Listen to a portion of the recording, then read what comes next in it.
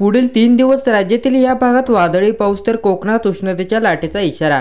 मित्रांनो, हवामान अंदाजची व्हिडिओ पाहण्यासाठी आत्ताच आपल्या चॅनलला सबस्क्राईब करून बेल आयकॉन प्रेस करा।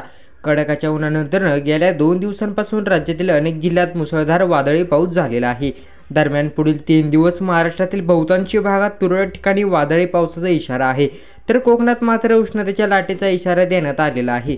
कोकण, मध्य महाराष्ट्र, मराठवाडा आणि विदर्भातील जिल्ह्यांमध्ये तुरळक ठिकाणी विजांचा कडकडाट होणार आहे आणि सोसाट्याच्या वाऱ्यासह 40 ते 50 किमी प्रति तास वेगाने हलका ते मध्यम पाऊस पडणार आहे।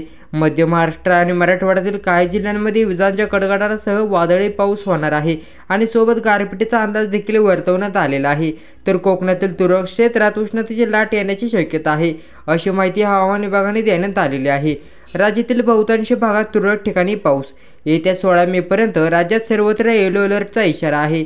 राज्यात गत 3 दिवसात कमाल तापमान 4 ते 5 अंशांनी घट झालेली आहे।